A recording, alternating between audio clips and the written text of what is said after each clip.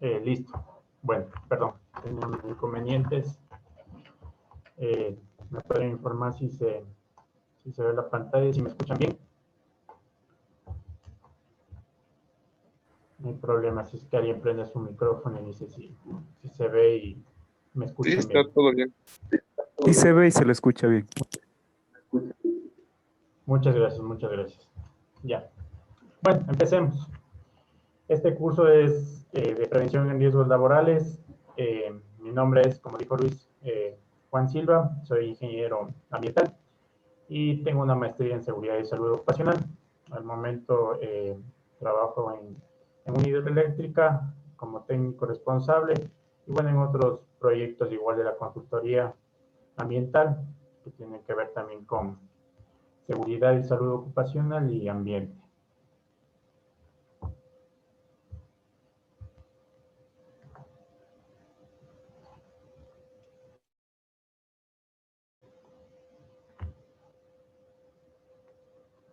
Bien. Los contenidos del curso. Pues vamos a un poco a indagar en lo que son conceptos y definiciones de seguridad y salud ocupacional, conocer la normativa y legislación en seguridad y salud ocupacional que está vigente en nuestro país. Vamos a hablar un poquito de acciones y condiciones inseguras, lo que es también accidentes y enfermedades profesionales. Vamos a saber cuáles son considerados accidentes y enfermedades profesionales y cuáles no.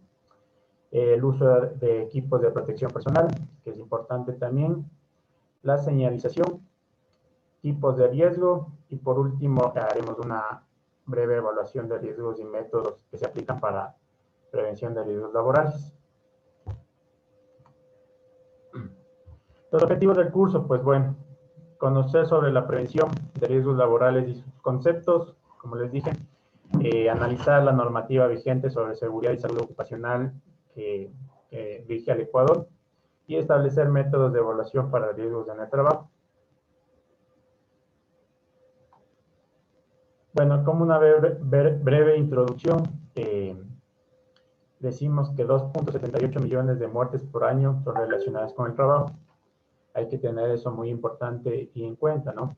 Que en el mundo se genera esta gran cantidad de muertes relacionadas con las actividades laborales que nosotros realizamos, ¿no? Igualmente nos mencionan que 374 millones de lesiones, son relacionadas con el trabajo, no mortales, y que resulta en más de 4 días de absentismo laboral. Ustedes saben que al rato de tener algún accidente o alguna enfermedad, genera este absentismo, ¿no? El trabajador tiene su reposo y esto genera a la empresa un poco de complicaciones, ¿no? En la parte de su producción, ya que tenemos que, en este caso, si es que fuera un trabajador importante o un único trabajador en esa área, tendríamos que buscar un suplente o una persona que realice su trabajo y esto representa a la empresa costos, ya que tenemos que capacitar al nuevo personal, tenemos que enseñarles las nuevas cosas que debe realizar y ya se generó una pérdida de tiempo y dinero.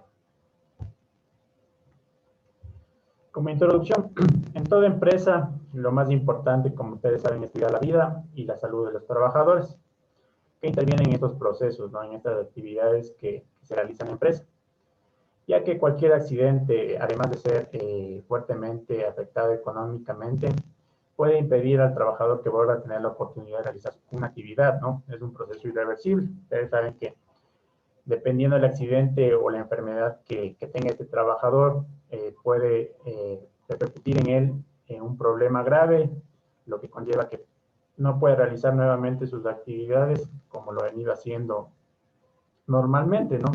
Y esto conlleva a generar problemas tanto también psicológicos en la persona porque no va a ser el mismo, ¿no? Entonces es muy importante, como les digo, cuidar la vida y la salud de los trabajadores. Por eso es importante conocer estos conceptos básicos de seguridad y salud en el trabajo, que es de vital importancia para la prevención de esos riesgos en el trabajo. Ahora sí, empecemos con lo que son conceptos sobre seguridad y salud ocupacional. Vamos teniendo claro la idea de unas definiciones de lo que tiene que ver con estos conceptos que nos ayudan a tener claro lo que es la prevención en riesgos laborales.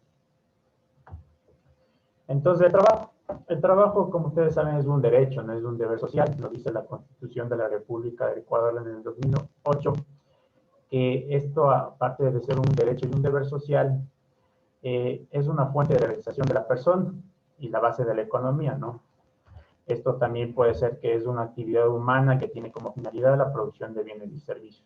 Ustedes saben que para una persona es importante el trabajo. El trabajo es saludable, siempre y cuando tengamos las condiciones y se genere un ambiente de trabajo adecuado. Entonces, por eso el trabajo es algo que nos da vida, salud, ¿no? No es algo malo, siempre y cuando, como les digo, estén en las condiciones adecuadas. La salud. ¿Qué es la salud? Pues la salud, según la Organización Mundial de la Salud, dice que es el completo estado de bienestar físico, mental y social, y no únicamente la ausencia de enfermedad. Esto quiere decir que no solamente si vemos a una persona enferma es que está mal, ¿no? El completo estado de bienestar también tiene que ver con la parte mental de la persona, por eso es muy importante, luego veremos también lo que es el riesgo psicosocial, ¿no? Que llega a afectar a las personas. Entonces, es muy importante esto de la salud, ¿no? Tomar en cuenta.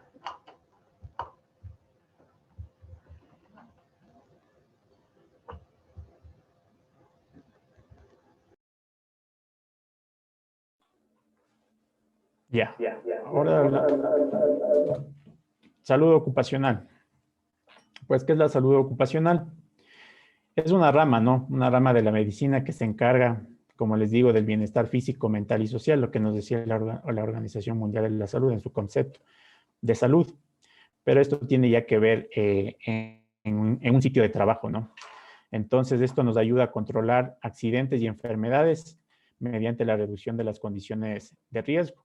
Es por eso importante tener también de la mano el médico ocupacional, ¿no? En nuestras empresas, ya que, como digo, es un binomio entre el técnico y el médico que se debe tener y que van de la mano para generar esta prevención, ¿no? En riesgos laborales.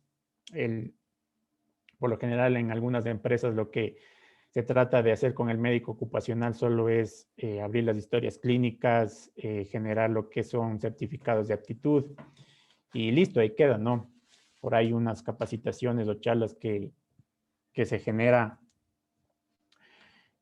en la parte de salud, pero nada más. Lo importante aquí, el médico de la empresa, el médico ocupacional, es generar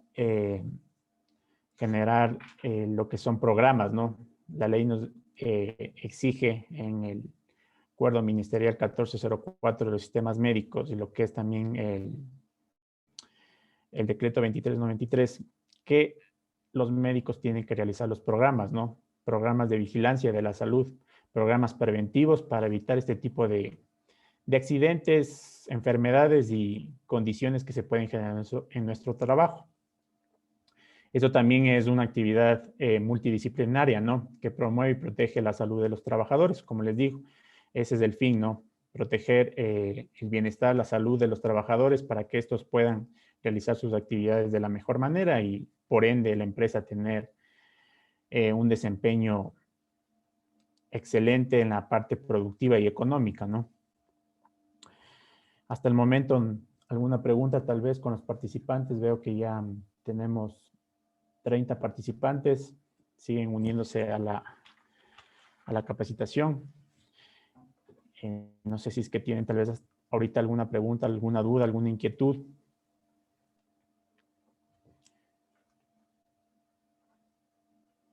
Continuamos, si no hay dudas. Seguridad en el trabajo. Pues la seguridad en el trabajo, seguridad es ausencia del peligro o riesgo. Y aquí vamos adicionando algunos términos como son peligro y riesgo, ¿no? Que ya vamos a ver luego la diferencia, qué es un peligro y qué es un riesgo, ¿no? No es lo mismo decir peligro que decir esto es un riesgo. La seguridad en el trabajo es igual una disciplina, ¿no? Como su nombre le indica, preventiva, que estudia todos los peligros y riesgos y las condiciones que se encuentran en el trabajo y cómo el trabajador se desenvuelve en ¿no? Y obviamente esas condiciones, cuando no son las adecuadas, pueden llegar a afectar directa o indirectamente la integridad física del trabajador y obviamente la salud, ¿no? Obviamente también estas condiciones pueden generar accidentes que llegan igual a perjudicar la salud del trabajador. Entonces, por eso es muy importante generar esta conciencia en seguridad en el trabajo.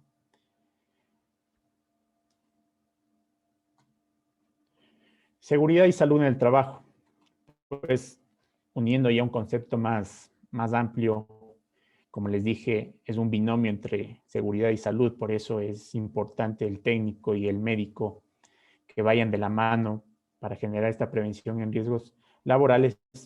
Dice que es una ciencia, ¿no? Una ciencia técnica multidisciplinaria que se ocupa de qué? Pues de valorar las condiciones de trabajo y la prevención de riesgos ocupacionales. ¿En favor de qué? Pues en favor de la salud, ¿no? Sabemos que la salud es el estado físico, mental y social de los trabajadores. Como les dije, potenciando el crecimiento económico y la productividad de la empresa.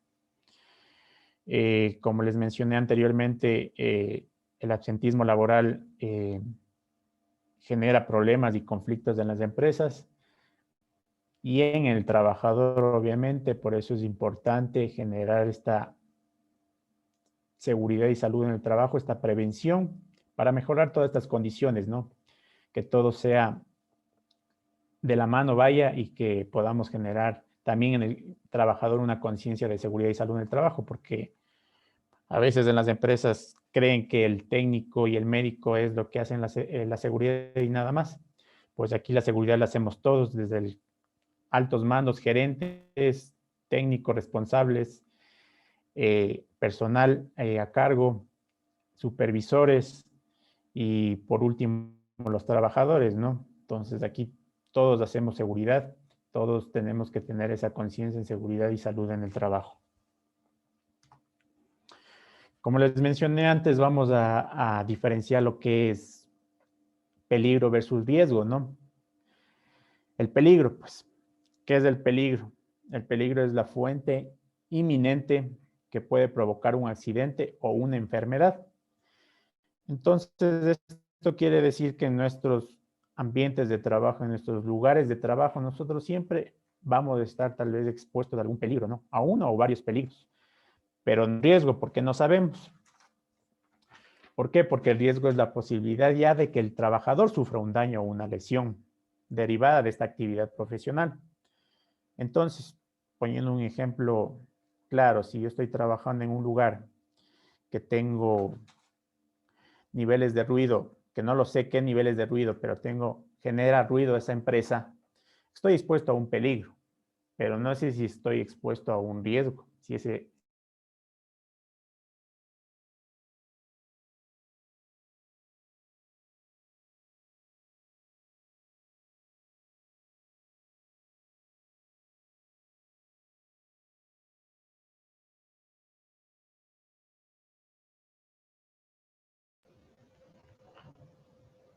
Perdón, ¿me escuchan ahí? Sí, se escucha. Perfecto. Perdón, parece que tengo unos problemas. Tengo unos problemas de audio, no sé si me escuchan ahí, perdón.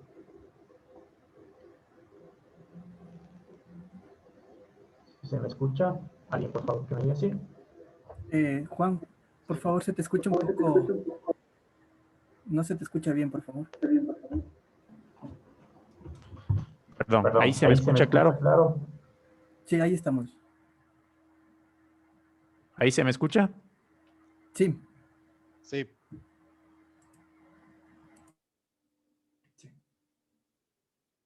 Ya, muchas gracias, Luis.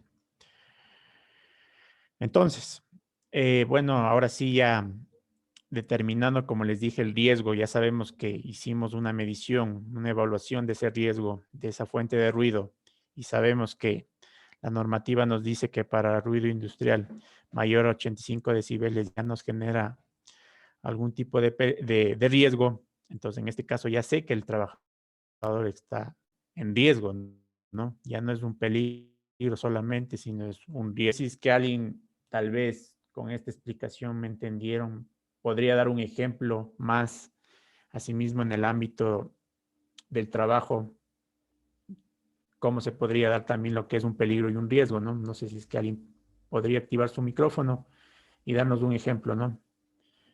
No tengan miedo de equivocarse. Aquí lo importante es participar y si nos equivocamos, pues luego aprenderemos y rectificaremos el error, ¿no? De los errores se aprende, dice. ¿Alguien que tal vez pueda darnos un ejemplo?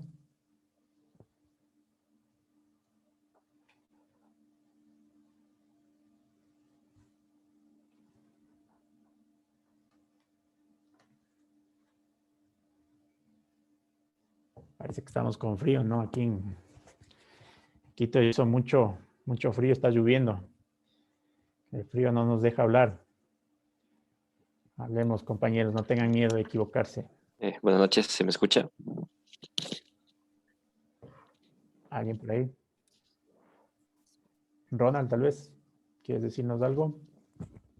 Parece que No está sé activado si tu se me micrófono. escucha. Sí, se te escucha muy bien, claro. Ya, buenas noches con todos. Bueno, puede ser un tipo de peligro, por ejemplo, en una construcción, eh, que estemos trabajando en altura sin los equipos de protección como un arnés adecuado. Eso representaría un riesgo.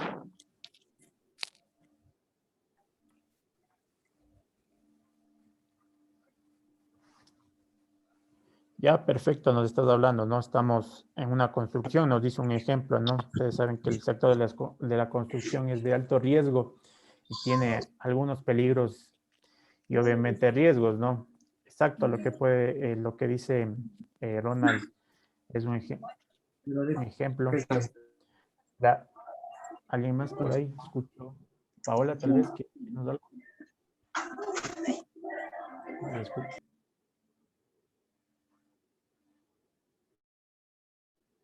¿Alguien más? Por ahí escucho un micrófono prendido. Bueno, no hay problema. Entonces, como les mencionaba, sí, en el sector de la construcción no tenemos muchos peligros y riesgos.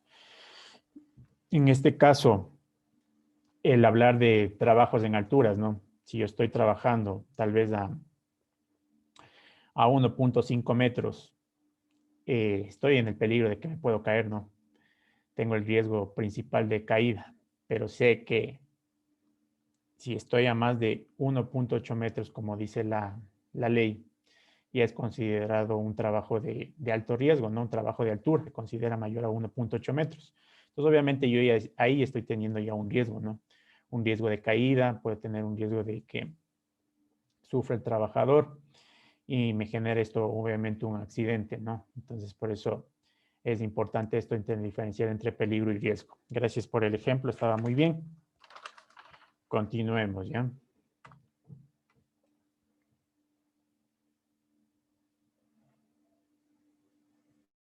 Ya. Visto estos conceptos ya un poquito más claros y entrándonos a lo que es la prevención en riesgos laborales, la seguridad y la salud ocupacional, vamos a hablar un poquito ahora sobre la normativa que está vigente en nuestro país, ¿no? ¿Cuál es la que se aplica? ¿Qué es lo que nos dice el Ministerio de Trabajo? ¿Qué es lo que nos dice el IES? ¿Qué es lo que nos dice el SUD? Que es la plataforma donde se sube la información en la parte de seguridad y salud ocupacional.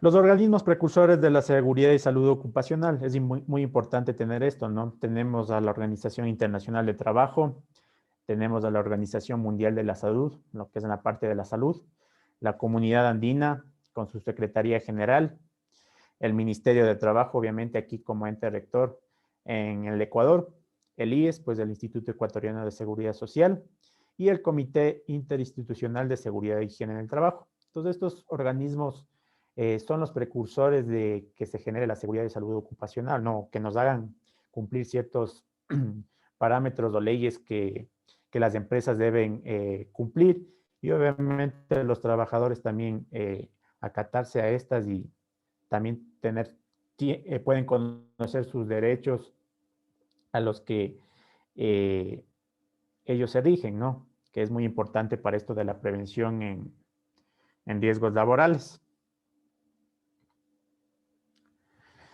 La normativa. Todos saben que para todo lo que es la normativa tenemos que basarnos en la pirámide de Kelsen, ¿no? La pirámide de Kelsen institucional, o cómo está manejado por orden superior las leyes, reglamentos, decretos. Entonces, como en la parte principal de la pirámide tenemos lo que es la Constitución de la República del Ecuador. Ustedes saben que tenemos desde el 2008 la Constitución de la República del Ecuador. Es la base de nuestra legislación ambiental, de seguridad. Luego tenemos lo que son convenios y tratados internacionales que el Ecuador ha sido ratificado o ha ratificado esos convenios. Luego tenemos lo que son las leyes orgánicas, ordinarias, dictadas por el legislativo, decretos, reglamentos igualmente dictados por órganos de la función ejecutiva, y por último, normas del derecho comunitario. Entonces nosotros tenemos que basarnos siempre en esta pirámide, ¿no? Yendo desde arriba, como les digo, desde la Constitución para abajo. De ahí se desglosa lo que son los acuerdos, leyes, tratados y todo lo que tiene que ver con la seguridad y salud ocupacional que vamos a ver en este momento. Entonces, como les mencioné, en la parte de la pirámide en la Constitución tenemos la Constitución de la Política del Ecuador, que ahora vamos a ver luego qué artículo nos habla sobre o tiene que ver sobre seguridad y salud ocupacional o trabajo en el Ecuador. Tenemos los convenios internacionales ratificados por el Ecuador. En este el principal es la decisión 584 de la Comunidad Andina de Naciones, que es un instrumento andino en el cual el Ecuador es partícipe de este, que nos habla igualmente sobre la prevención en riesgos, sobre comités paritarios, cómo se debe manejar la seguridad y salud ocupacional. Luego tenemos lo que es la resolución 957, igualmente de la Comunidad Andina de Naciones, que es un reglamento, un instrumento andino que nos ayuda a conocer igualmente cosas puntuales sobre la seguridad y salud en el trabajo que deben cumplirse en los trabajos, ¿no? Luego también tenemos lo que es el Código de Trabajo, la Ley de Seguridad Social, obviamente importante la Ley Orgánica de Salud, ¿no? Porque si estamos hablando de seguridad y salud, tenemos que también tener en cuenta la parte de salud. Tenemos lo que son reglamentos de seguridad y salud de los trabajadores y mejoramiento del ambiente laboral. Este importante es el decreto ejecutivo 2393. Lastimosamente este decreto es muy antiguo, no se lo ha actualizado. Se está viendo la forma de actualizar este decreto, ya que estamos hablando desde el gobierno de León Férez Cordero, ¿no? Entonces, es algo que es muy atrás, ¿no? Muy antiguo. Entonces, sí deberíamos tener siempre una actualización en todo esto que tiene que ver con la seguridad y salud ocupacional. Tenemos también lo que es el Reglamento General del Seguro de Riesgos del Trabajo, que es del IES, ¿no? Este reglamento nos habla sobre lo que son enfermedades, accidentes laborales, cómo identificarlos, cuáles son considerados y cuáles no. Y tenemos reglamentos específicos, ¿no? El reglamento 013 y el 174, que es de la construcción. Lo importante en estos reglamentos y tener en cuenta es que en los dos nos hablan que las personas que estén trabajando en la construcción o en la parte eléctrica deben generar un certificado en prevención en riesgos laborales, ¿no? Un curso dictado que el CENESID le otorga y que te da, como decir, una licencia para 5 años, ¿no? Entonces, este nos habla que deben tener esto los trabajadores. En el reglamento eléctrico igualmente nos habla de que las personas, aparte de tener este certificado en prevención de riesgos laborales, tienen que saber, por ejemplo, lo que es cómo hacer una reanimación cardíaca, un RCP. Entonces es importante que los trabajadores en el sector eléctrico sepan cómo realizar un RCP, ¿no? La ley nos dice que deben saber y conocer cómo realizar esto. Y luego tenemos normas técnicas INEN, acuerdos ministeriales, resoluciones igual del IES y, bueno, ordenanzas municipales, ¿no?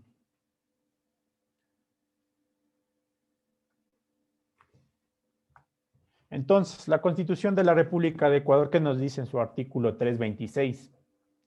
El derecho al trabajo se sustenta en los siguientes principios. He tomado los dos principales, o los que nos tiene que conlleva la seguridad y salud o al trabajo. Entonces dice que toda persona tendrá derecho a desarrollar sus labores en un ambiente adecuado y propicio, que garantice su salud, integridad, seguridad, higiene y bienestar. Entonces, ahora nos damos cuenta que todo trabajador tiene derecho a eso, ¿no? A realizar sus labores en un ambiente adecuado. No podemos tener a un trabajador en condiciones inadecuadas o condiciones que generen un peligro para su integridad física y salud, ¿no? Y mental también, ¿no? Porque ahora, aunque podamos decir de todos los factores de riesgo que luego vamos a ver, físicos, químicos, biológicos, es lo que más se abre y lo que se ve, el riesgo psicosocial también es importante, ¿no?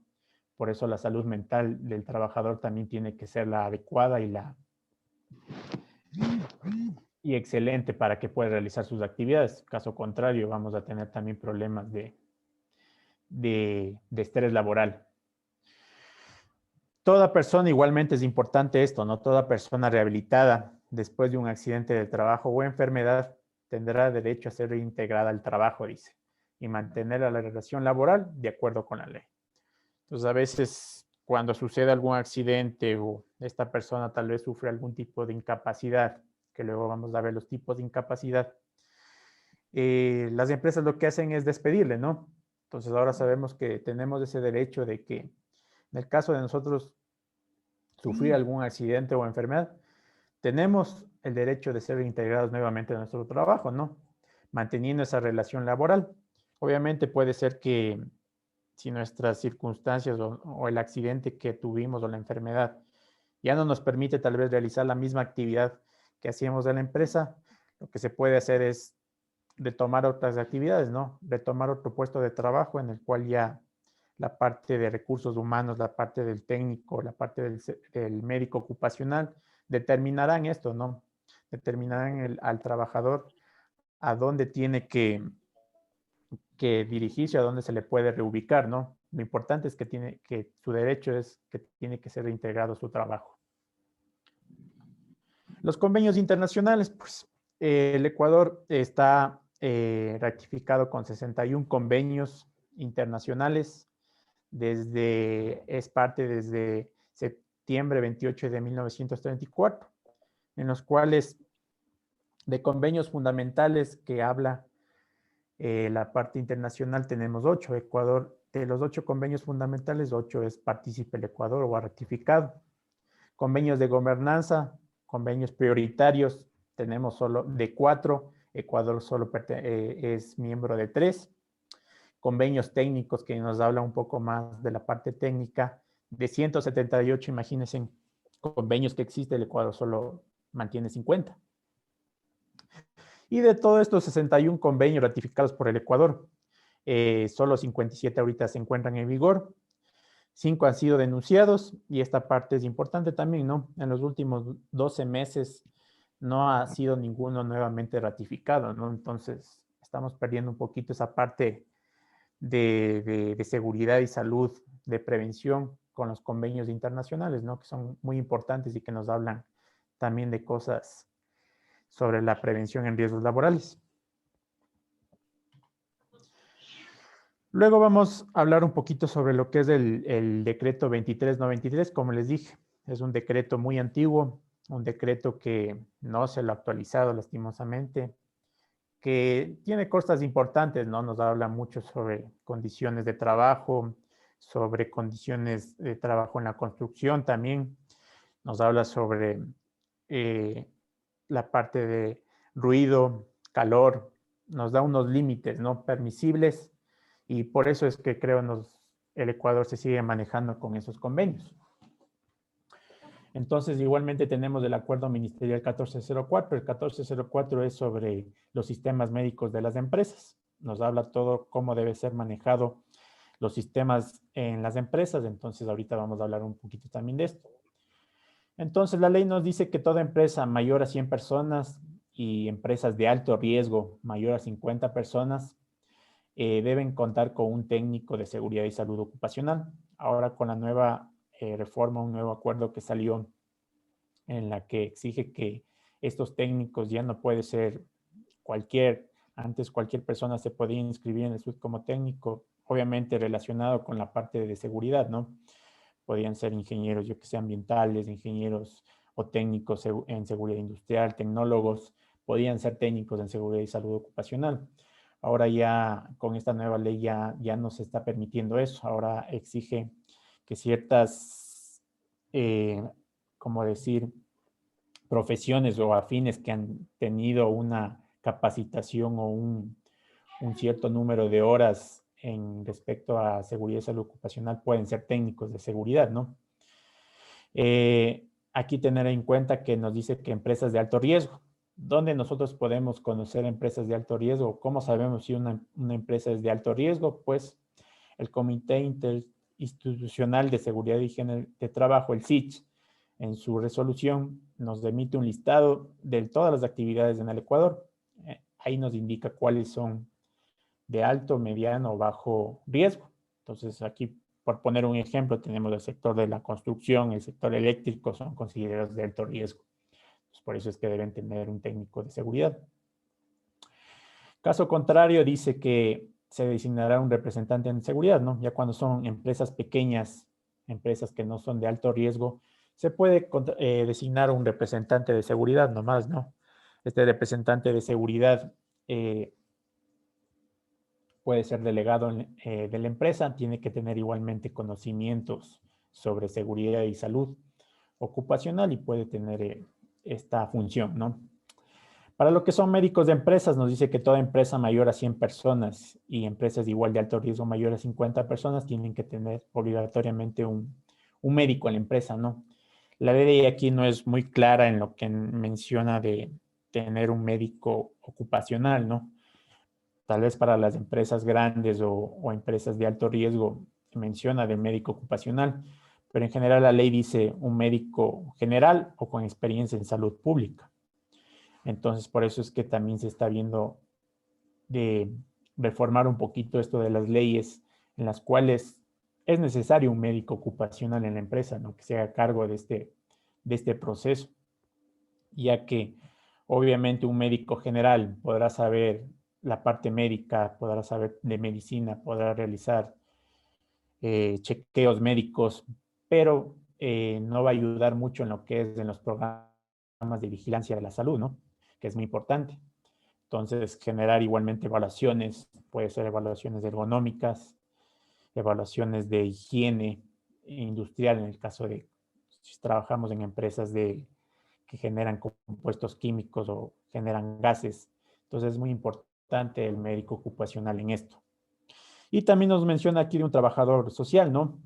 Una trabajadora social para empresas igual de más de 100 personas y cuando por cada 300 personas un adicional, ¿no? Y aquí ya nos habla también de un trabajador social, entonces es muy importante tener en cuenta esto del trabajador social. Programa de salud ocupacional, el acuerdo ministerial 1404 y el convenio 513 del IES.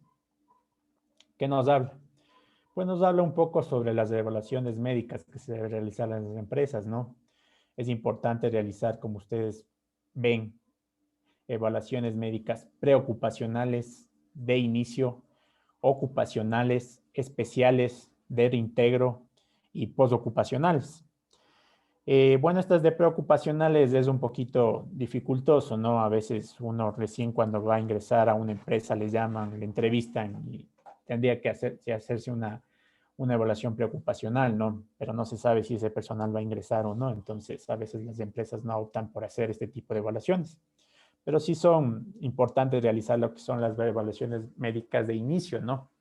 Ahí sí ya cuando el trabajador ya va a ser incorporado a la empresa o un puesto de trabajo, entonces es importante tener estas evaluaciones de inicio, conocer, ¿no?, su estado de salud, conocer si es que no tiene antecedentes de alguna enfermedad que pueda ocasionar un problema luego al trabajador y obviamente a la empresa, ¿no? Y determinar igualmente el puesto de trabajo, por eso es importante tener los profesiogramas, ¿no? Estos profesiogramas nos indican el puesto de trabajo, qué riesgos tiene, qué, qué problemas o peligros se van a generar al realizar esta actividad. Entonces, por eso es importante tener estos profesiogramas en las empresas. Entonces, yo sé que si para el puesto de oficinista de administrativo, sé que voy a tener un poquito de más lo que son riesgos ergonómicos, entonces tengo que informar igualmente al trabajador, ¿no? Saber que el trabajador va a estar expuesto a estos riesgos, tal vez el riesgo psicosocial también, o en las industrias, ¿no? Si sé que va a estar expuesto a ruido, saber que esta persona se le haga el examen ocupacional y no tenga problemas de audición, ¿no? Las evaluaciones igualmente especiales pueden ser cuando son industrias que tienen ya un poquito de riesgos un poco más complejos y complicados, ¿no? En esto puede ser la parte de manejo de sustancias químicas, gases. Entonces es importante realizar estas evaluaciones médicas para que pueden ser trimestrales, semestrales, dependiendo cómo se realiza la actividad y cómo también determina el médico ocupacional y obviamente el técnico en lo que es en la realización de la matriz de riesgos, hacer lo que es el levantamiento de la información, ¿no? A ver, perdón, un ratito voy a cortar, tengo una pregunta que me hicieron ¿las 100 personas se las distingue de trabajadores fijos o temporales o los toman en general? Pues bueno, las 100 personas son los trabajadores que cuenta la empresa, ¿no? Las que están en nómina, ¿no? Afiliados a la seguridad social, entonces eso cuenta. Igualmente, como este es un sistema en el que se maneja con el SUD, el IES y el Ministerio de Trabajo, automáticamente cuando uno, en el caso de tener yo 14 empleados y sé que para 14 empleados no tengo que hacer un comité paritario, pero ya contraté 2 personas más o se integraron 2 personas más,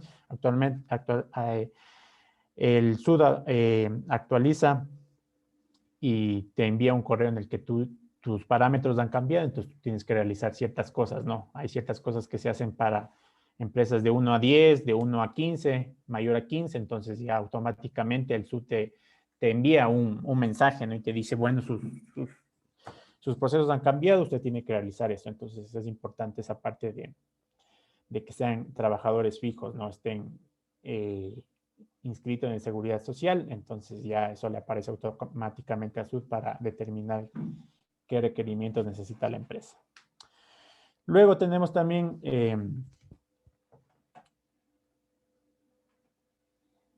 permítame, creo que tengo muchas gracias. Ya, gracias a ti, Ronald. Tenemos lo que son igualmente en estas evaluaciones especiales, se puede tomar cuando vamos a realizar algún tipo de trabajo de alto riesgo, ¿no? Yo que sé, voy a realizar un trabajo en espacio confinado, trabajos de alto riesgo son trabajos en altura, trabajos en espacios confinados, trabajos eléctricos, son considerados trabajos de alto riesgo. Entonces, es que yo sé que voy a hacer una obra, una construcción, y tal vez tengo que estar a más de unos 20 metros de altura. Obviamente tengo que hacer una evaluación médica a ese trabajador que va a realizar sus actividades ahí, ¿no? Porque puede ser que este trabajador sufra de un paro cardíaco, sufra de alguna enfermedad que le impida trabajar en las alturas. Entonces, por eso es importante también realizar estas evaluaciones médicas de reintegro. especiales, perdón. Y las evaluaciones médicas de reintegro, pues son cuando el trabajador ha sufrido tal vez alguna lesión, algún accidente, alguna enfermedad, y después de un tiempo vuelve a reintegrarse a su labor de trabajo. Entonces es importante tener estas evaluaciones de reintegro para saber cómo se encuentra, qué ha pasado, y con esto nos permite tener ya un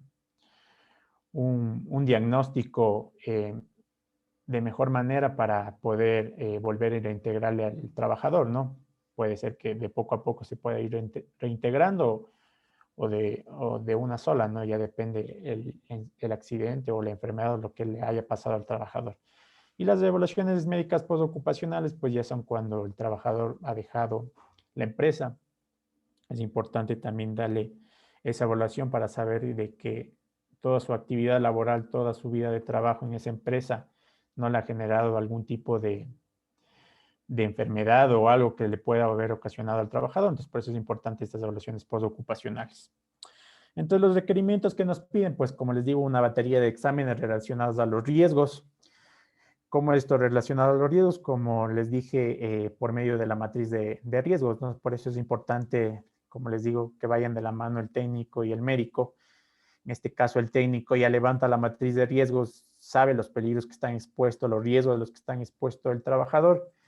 Y lo que hace el médico ocupacional, pues, es valorar según esos riesgos qué exámenes se le debe realizar, ¿no? Entonces, por eso es importante tener esta batería de exámenes, ¿no?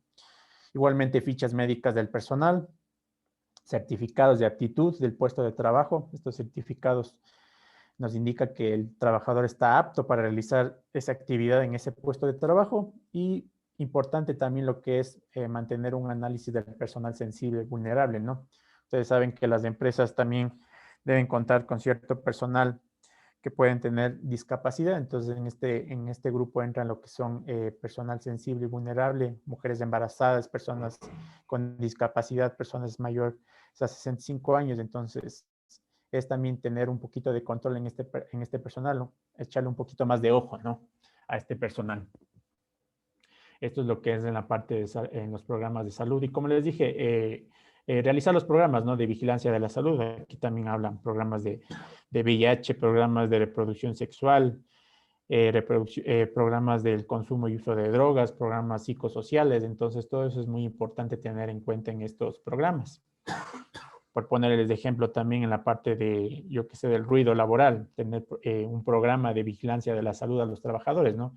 Para determinar que estos trabajadores no comiencen a perder la audición. Entonces, por eso se genera estos tipos de programas y importante que se los lleven las empresas. El programa de prevención VIH está en el Acuerdo Ministerial 398. ¿Qué nos dice este programa? Pues es un programa documentado que tiene que ser llevado por la empresa, por el médico ocupacional, en el cual se debe dictar charlas al personal sobre la prevención del VIH, ¿no? Evaluaciones igual médicas con previo consentimiento. Aquí hay que tener mucho ojo y cuidado en esto, ¿no? No es que nosotros como empresas vamos a exigir, o a veces en empresas he escuchado cuando se les va a contratar, les exigen la prueba de VIH. Entonces eso no se debe realizar, ¿no? Eso va contra la ley. Esto es bajo el consentimiento, ¿no? Si es que el trabajador quiere, se lo realiza, si no, no. Igualmente se debe dar casos existentes de la empresa, ¿no? Si ya se presenta tal vez un caso de algún trabajador con VIH, pues dar el seguimiento, ¿no? Dar el seguimiento a esta persona para que no tenga ningún inconveniente, ningún problema de salud y llevar su caso, ¿no? El programa de prevención psicosocial, pues nos habla en el acuerdo ministerial 082, que es el acuerdo de igualdad. El Código Orgánico Integral Penal también nos habla sobre este programa de prevención psicológica que se debe dar en las empresas. Pues este también es obligatorio, este sí es obligatorio para empresas mayor a 10 personas, ¿no? Entonces ya cuando tengamos 11 trabajadores, es obligatorio realizar este programa de prevención psicológica. Igualmente, este programa debe ser documentado y llevado, ¿no? Por la parte del médico, del técnico, que lleve este programa psicosocial, ¿no? Igualmente se debe realizar una evaluación del riesgo psicológico, porque no sabemos si es que el personal está con este riesgo o no. tal vez tengamos, como les mencioné antes, el peligro, ¿no? Podemos tener el peligro, pero no sabemos si está en riesgo este personal, entonces por eso es importante realizar esta evaluación psicológica. Igualmente aquí se hace lo que son evaluaciones de horas extras, ¿no? Hay empresas que a veces generan horas extras y esto también trae conflictos en el trabajador, ¿no? Y eventos en las empresas, ¿no? A veces, saben ustedes, se realizan convivencias, reuniones, domingos deportivos, cosas así que se hacen en las empresas, ¿no? Es un poquito para integrar al personal, conocer al personal y saber con quién estamos trabajando, ¿no? Por eso es muy importante realizar este tipo de actividades. Bueno, para realizar estos métodos de evaluación, tenemos algunos métodos que son cuestionarios, encuestas que se realiza al trabajador y según eso se va determinando luego con valores de alto, bajo, medio, el riesgo que ellos están expuestos. Igualmente, estos cuestionarios valoran lo que son condiciones de trabajo, la parte del empleador, si es que se encuentran los trabajadores contentos con su trabajo, con sus horas de trabajo, cómo es su desenvolvimiento en la empresa, si sus tareas son, las tareas que realizan demandan mucho tiempo, tienen que hacerlas rápido, todo eso lleva estos programas de prevención psicológica, ¿no? Estas evaluaciones. Entonces aquí tenemos, por poner ejemplos, las listas 21, las de FP-Psico, que son del Instituto Nacional de Seguridad e Higiene del Trabajo en España. Y obviamente el Ministerio de Trabajo aquí en el Ecuador tiene también su propia metodología, ¿no? Que también se la puede probar, realizar, ¿no? Y igualmente tenemos la de la Universidad Javeriana de Colombia. Entonces todas estas están aprobadas o se las puede realizar por el Ministerio de Trabajo, no necesariamente la aplicación del Ministerio de Trabajo, ¿no? Se puede realizar cualquiera de estas, son avaladas, ya depende en este caso de cómo el técnico se maneje o cuál se le hace más fácil realizarlas o cuál se le hace mejor aplicarlas, ¿no? Ya depende de esto, pero lo importante es llevar esta documentación, ¿no? Y como dice aquí, obligatorio para empresas mayor a 10 personas. Entonces aquí tenemos un poco, les hice un clic de pantalla de cómo es el cuestionario del riesgo psicosocial del Ministerio de Trabajo, ¿no? Entonces aquí tenemos diferentes hojas en la cual tenemos la base de datos, nos da la tabulación, nosotros ingresamos los datos, los resultados, nos genera también un gráfico y nos genera un informe, ¿no? De cómo dieron estos resultados, qué nos genera, si es que riesgo alto, bajo, medio, qué áreas de trabajo, ¿no? Por eso es importante también tomar las áreas de trabajo, generar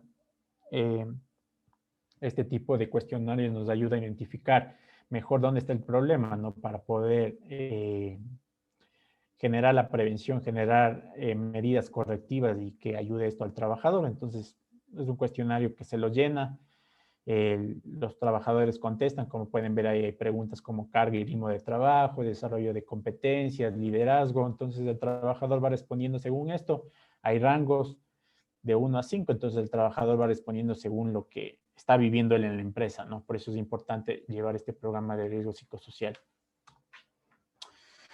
También nos habla sobre el programa de salud reproductiva, ¿no? La decisión 584 nos habla que tenemos que tener un programa igual documentado sobre la salud reproductiva, ¿no?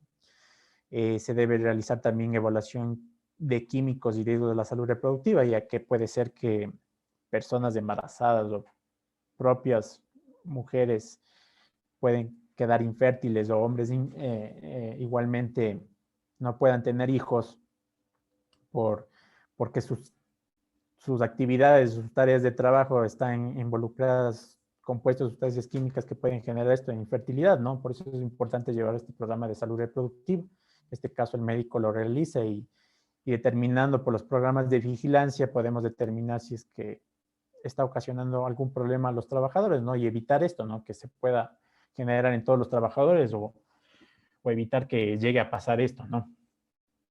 Igualmente la gestión de personas vulnerables, embarazadas, tener muy en cuenta esto de la salud reproductiva y registros igual de charlas al personal, ¿no? Es importante llevar todo con registros, ¿no? Llevar registros de cuándo se realizó la charla, qué temas impartieron, qué personal fue, y obviamente con las firmas respectivas de la persona que realizó la charla. En este caso puede ser el médico ocupacional, ¿no? Como estamos hablando de programas de salud, pero en otros programas puede ser el técnico, entonces es importante llevar todos estos registros, no tenerlos siempre documentados y llevar en todo momento. El programa de uso y consumo de drogas, pues es el Acuerdo Ministerial 01, nos habla sobre este programa, que es importante llevarlo. También este está dado para empresas mayores a 10 trabajadores, es obligatorio, tanto en el sector público como privado. Igualmente se hace una matriz de diagnóstico, ¿no? En la cual se hacen encuestas a los trabajadores sobre el uso y consumo de cualquier sustancia, ¿no? No solo puede ser el alcohol o tabaco, puede ser cualquier droga, ¿no? Entonces ahí hay un test en el cual se le realiza al trabajador y estos responden y igualmente nos da resultados para determinar qué problemas están dando, porque a veces las actividades que nosotros realizamos, por ponerles un ejemplo, trabajos que son considerados en horarios nocturnos o trabajos rotativos, ha habido estudios que indican que estos trabajadores tienden a consumir, a fumar, por ejemplo, a fumar por ese mismo rotación de trabajo o trabajos que se realizan en la noche. Entonces, a veces los trabajadores dicen, no, es que está haciendo frío, vamos a pegarnos un tabaquito, entonces ya comienza ese consumo, ¿no? Entonces, por eso es importante tener este control. Y obviamente indicadores de gestión, ¿no? Determinar indicadores de gestión, que luego vamos a ver de qué se tratan esos indicadores de gestión que nos ayudan a poder mejorar nuestra gestión en la seguridad y salud ocupacional. Entonces, igualmente aquí les hice un screen de pantalla del programa, cómo está. No se lo ve muy bien, pero nos habla sobre las actividades que se realizan. Aquí nosotros colocamos lo que son charlas, capacitaciones, conversatorios con el trabajador. Aquí automáticamente ya este Excel ya no lo podemos nosotros editar ni nada, solo podemos ingresar los datos. Entonces nosotros vamos ingresando los datos y automáticamente ya nos da el porcentaje del indicador de cómo estamos avanzando en el programa. Igualmente, cuando se realizan las evaluaciones, a qué personas se hizo la evaluación, de cuántos, si son 10 trabajadores de 20, se hizo a 10, entonces ya nos da un indicador de que estamos en el 50%, hemos hecho este programa de uso y consumo de drogas. Igualmente, este programa nos indica medidas preventivas, igualmente nos indica lo que son marcar lugares en el trabajo donde no se permita el consumo de alcohol, ¿no? Determinar áreas de trabajo donde indique no fumar, no área libre de tabaco, no se permite este tipo de cosas. Entonces, esto nos indica estos indicadores. El Comité Paritario de Seguridad y Salud, pues está integrado por empresas de 1 a 14, pues trabajadores solo se hace un delegado de seguridad, no necesitamos realizar un comité paritario. Estas empresas automáticamente entre todos los trabajadores se delega a una persona que será encargada de la seguridad y salud en este caso en el trabajo, ¿no? Entonces, obviamente este delegado tiene que tener por lo menos conocimientos básicos de seguridad y conocimientos en prevención de riesgos. Ya cuando son empresas de 15 o más, ya ahí sí se genera un comité paritario, ¿no? Ya tenemos que conformar este comité, pues este comité está formado por 3 representantes de los trabajadores y 3 de los empleadores y obviamente con sus respectivos suplentes. Entonces, en total serían 12 personas que conforman el comité paritario. Aquí hay que tener mucho ojo en que el médico y el técnico son partícipes del comité, pero no tienen voz y voto, ¿no? Entonces, ellos solo son las personas que se encargan de realizar las reuniones, estar presentes, dar sus puntos de vista y nada más, pero no tenemos ni voz ni voto en decisiones que se puedan tomar en este comité. Y cuando son empresas con varios sitios de trabajo, ¿no? Varias sucursales, a veces hay empresas que tienen varias sucursales, se pueden generar sus comités y un comité central general, ¿no? Igualmente tenemos que generar actas de conformación que se las ingresa en el SUD con firmas de los representantes del comité y del técnico. Igualmente se genera un certificado de inscripción en el SUD que dura un año, ¿no? El comité puede dura sus funciones en la empresa un año, luego de este puede ser nuevamente renovado o pueden ser otras personas, ¿no? Igualmente se debe generar actas de reuniones mensuales, ¿no? Tiene que el comité reunirse mensualmente y hacer estas charlas, ¿no? El comité se encarga igualmente de generar prevención, verificar condiciones de trabajo, dar opiniones sobre reglamentos del trabajo, dar algunas sugerencias o quejas, entonces todo eso se habla en el comité, ¿no? Igualmente se debe entregar un certificado del resumen de la gestión que se realizó el comité en el año al Ministerio de Trabajo.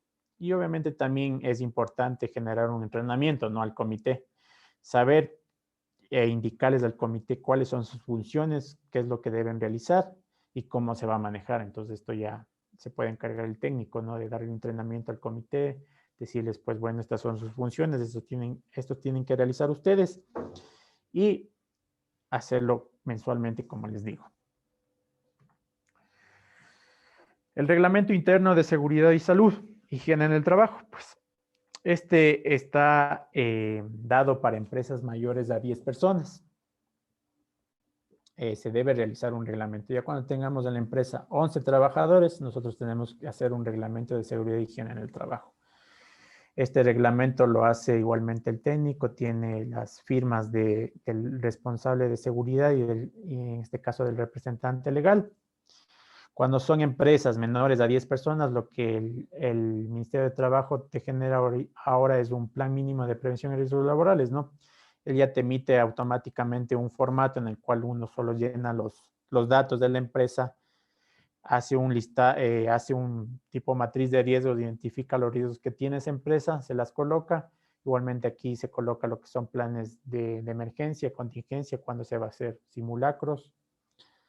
Esto conlleva el plan mínimo, ¿no? De prevención. Este plan mínimo dura un año. Cada año se lo tiene que renovar, siempre y cuando la empresa tenga los mismos menos de 10 trabajadores, ¿no?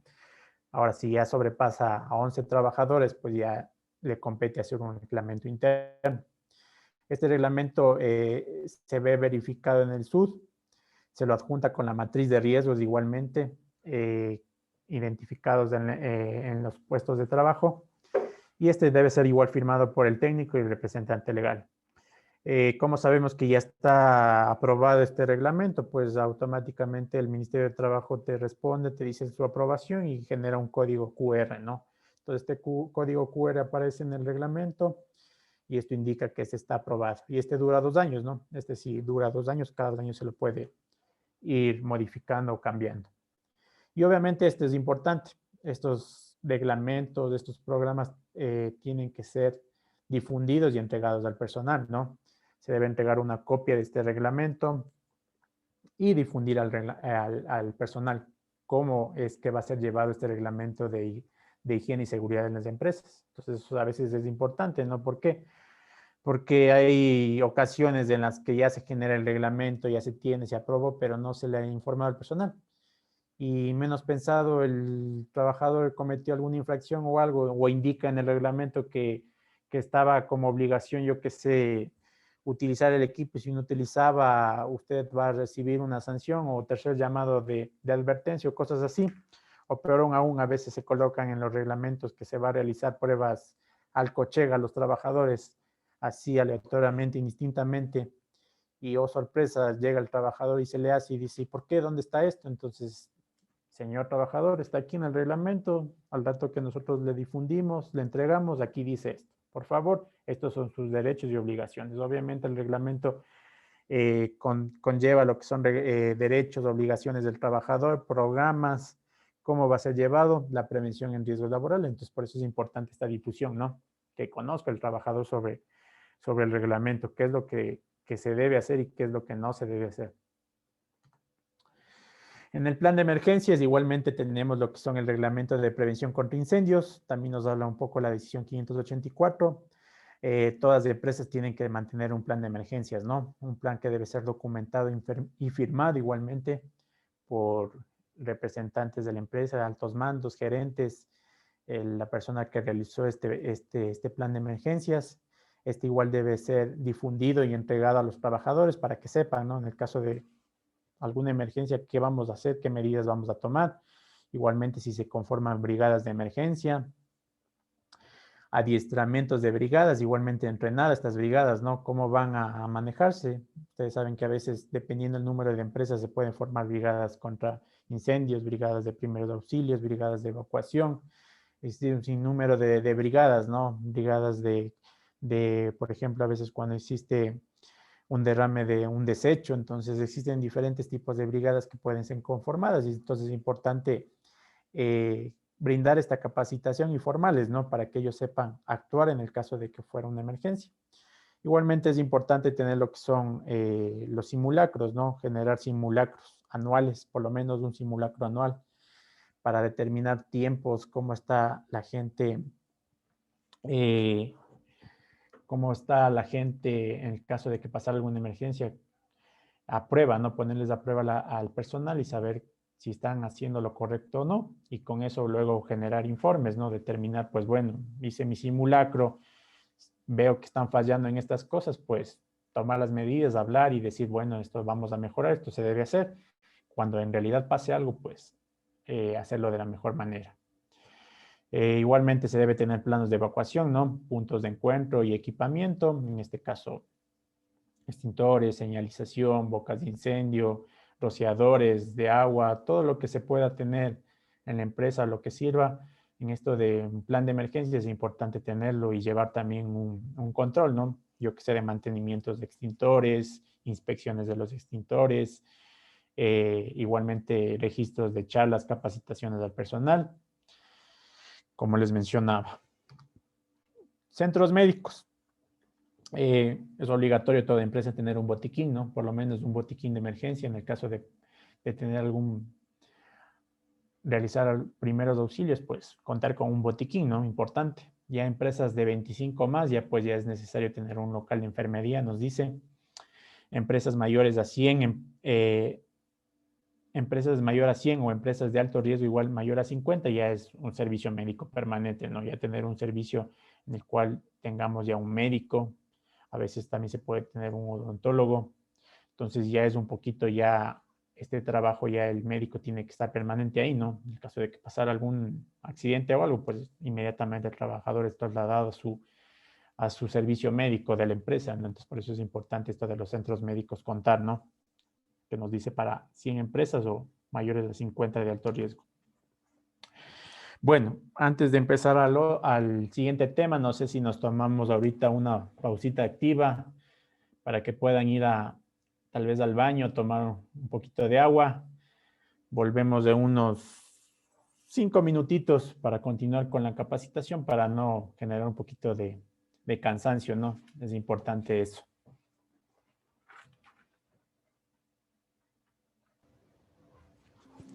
Listo, gracias Juan. Nos vemos en unos 5 minutitos, por favor, ¿ya?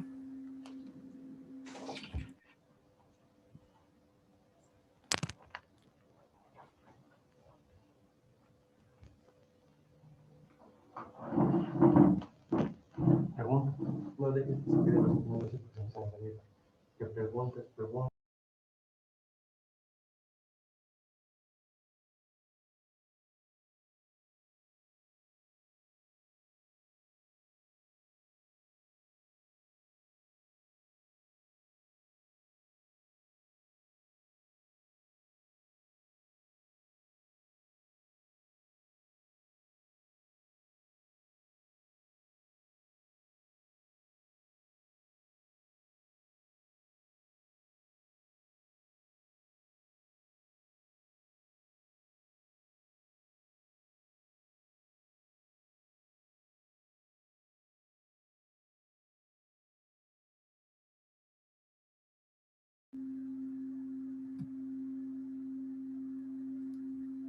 Bien, vamos a aprovechar este espacio, por favor, para generar alguna pregunta, alguna duda, alguna inquietud acerca de los temas que ya se revisó durante la capacitación.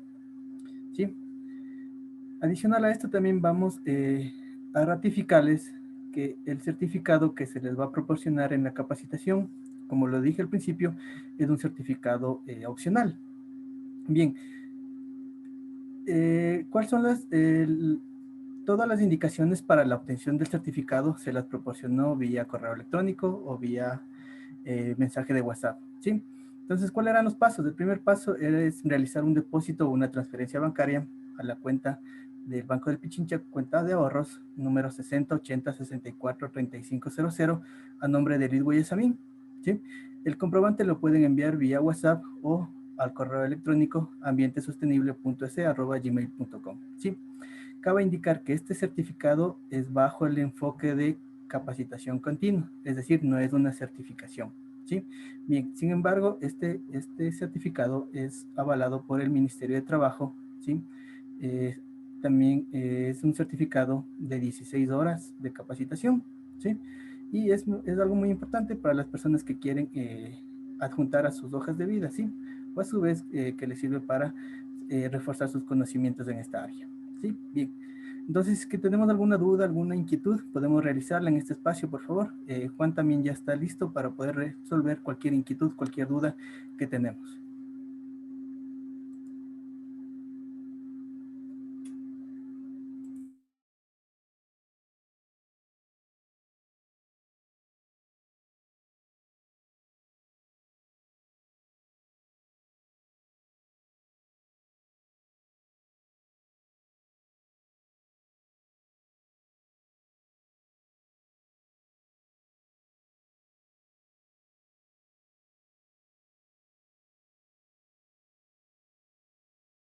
Bien, tenemos una pregunta. Por favor, Álvaro, si puedes ¿Qué activar tal? tu Muy buenas. micrófono y puedes participar, por favor.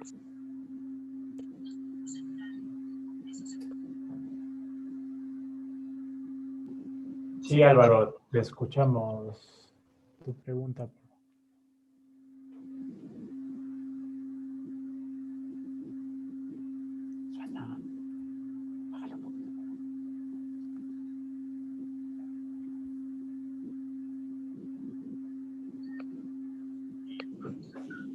Aló, sí, muy buenas.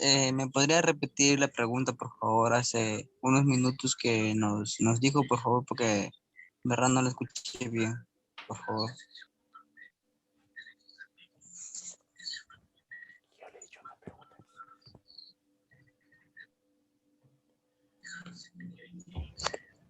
A ver, no sé si es que tenían alguna pregunta, decía. Si no, para yo generarles un poquito unas preguntas para interactuar un poco y si saber están si están. atendiendo y no se están durmiendo, compañeros.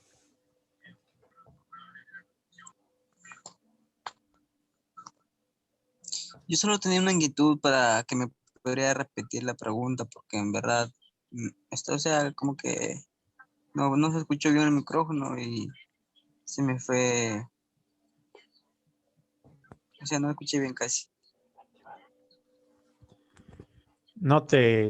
Solo estábamos mencionando si tenían alguna pregunta o duda. No sé si es que tienes alguna inquietud, algo para poder responderte. Por ahora no, ninguna. Solo quería preguntar sobre lo que estaba haciendo, pero ya nada ahorita. Gracias. Listo, no hay problema.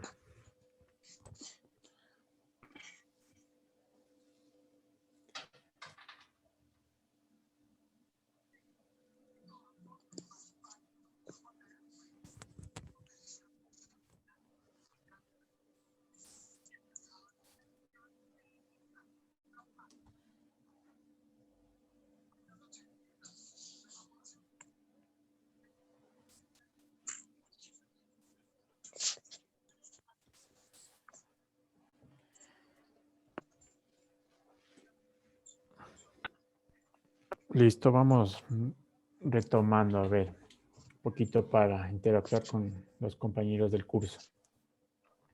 No sé si es que me puedes escuchar tú, Ariel Ulloa.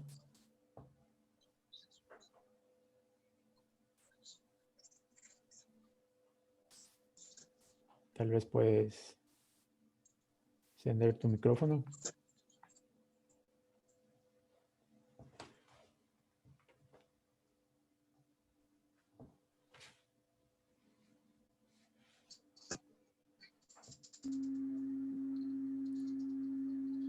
Tenemos, Ya. tenemos una pregunta, por Tenemos- favor. Listo. Tenemos una pregunta de Verónica Valle, nos dice, y en cuanto a las salas de lactancia, ¿cuándo se debe tener y cuándo son las condiciones, por favor? Listo. Gracias por tu pregunta, Verónica.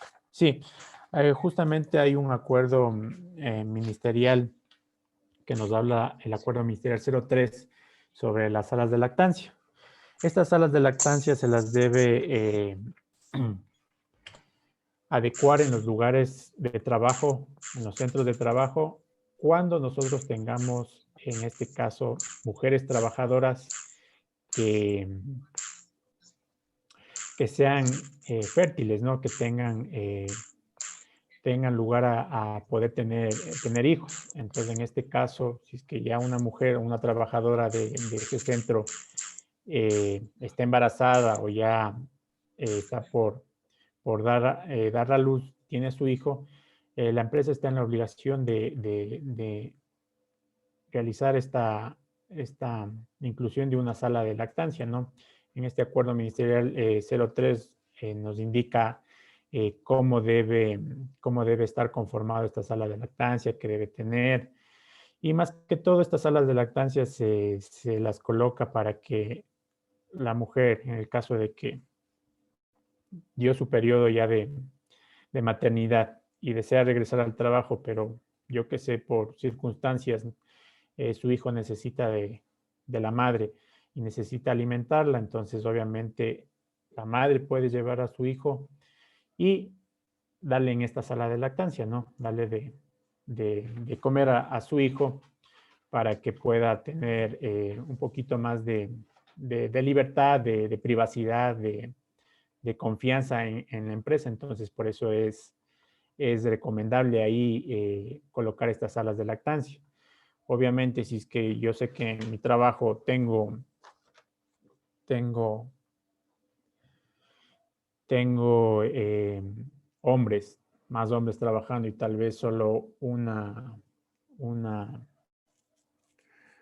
una mujer y esta mujer tal vez ya no es fértil, yo que sé, ya tiene sus 45 años o ya tiene tal vez, ya es ligada, por decirlo así, entonces no es necesario colocar esta sala de lactancia, ¿no? Solamente se la coloca cuando el personal femenino sea fértil o eh, tenga de tener hijos, ¿no? Entonces ahí es cuando se coloca estas salas de lactancia. No sé si es que tal vez está clara la respuesta.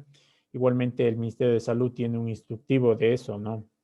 Por eso es importante también la parte del Ministerio de Salud que trabaja en esto. Entonces ellos también tienen un instructivo para este tipo de salas. Pero en el acuerdo ministerial 03 tú puedes encontrar, ahí están los requerimientos, cómo conformar esta sala de lactancia.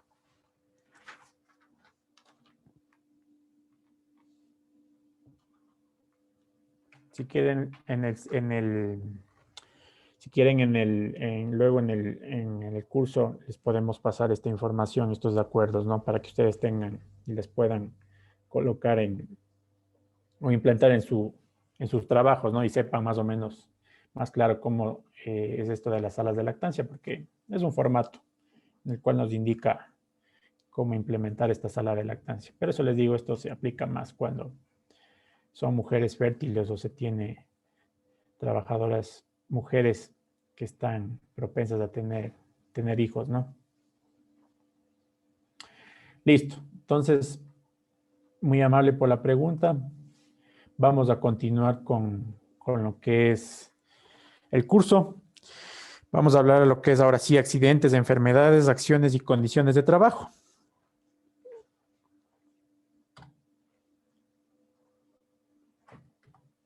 Ya, entonces hay que diferenciar algo aquí, ¿no? Lo que es un incidente de un accidente. Entonces, no sé si es que alguien, bueno, ahorita ya está el concepto de incidente, pero ¿qué sería accidente? Tal vez alguien que me pueda responder a la pregunta o cuál sería la diferencia, cuál creen que es entre incidente o accidente. Alguien tal vez que pueda prender su micrófono y decirnos la respuesta. Accidente, si no sé mal, es un evento en el cual un trabajador ejerciendo su labor, en su jornada laboral, sufre una lesión, o sea, un accidente con lesión. Y el incidente es como que hay también una especie de interrupción del trabajo, llamémoslo accidente, pero sin ningún tipo de lesión. Creo que esa sería la diferencia. Ya, perfecto, muy amable, Ronald. Sí, por ahí algo va esto de la diferencia entre incidente y accidente, ¿no? Entonces, como pueden ver aquí dice, el incidente pues es un suceso acaecido que no sabemos si puede pasar o no en el curso del trabajo, obviamente, o en relación con el trabajo, ¿no? Porque puede ser que no estoy justo en mi sitio de trabajo, pero me mandaron a hacer una gestión, entonces ya vamos a ver ahí igualmente cuándo es considerado un accidente de trabajo y cuándo no. Entonces ahí dice que es acaecido en el que la persona afectada no sufre lesiones corporales, esto es importante, no sufre ninguna lesión corporal.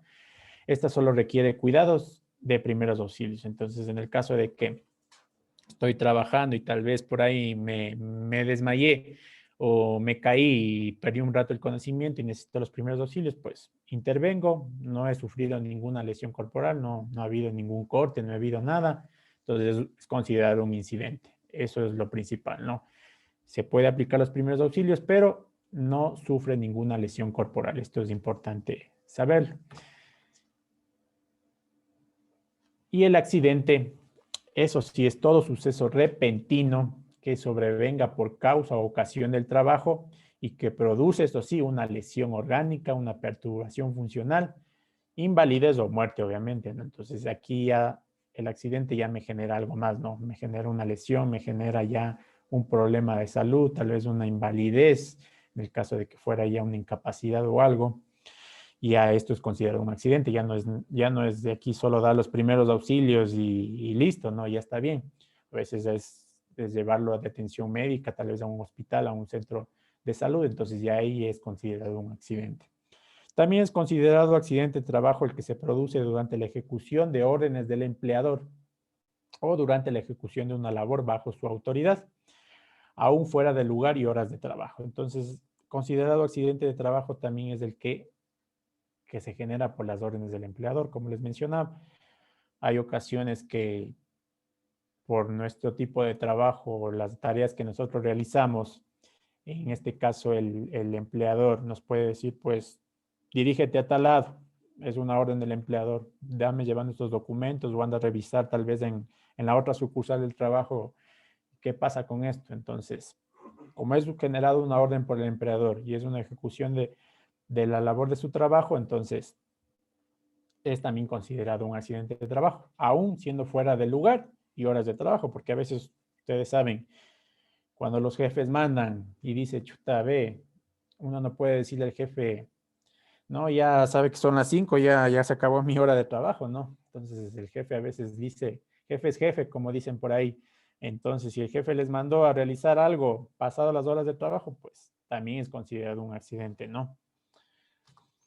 El accidente también se considera en el que sufriera el asegurado al trasladarse directamente desde su domicilio al lugar de trabajo y viceversa. Entonces, este es el conocido llamado accidente in itinere o accidente en tránsito. Aquí hay que tener algo muy en cuenta, ¿no? Este accidente in itinere tiene que llevar un orden cronológico tanto en el trayecto como en el tiempo en el que el trabajador se dirige a su trabajo o de su trabajo a su casa. Aquí yo no puedo, por poner un ejemplo, yo me dirijo a mi trabajo, yo vivo aquí en el sur, ¿no?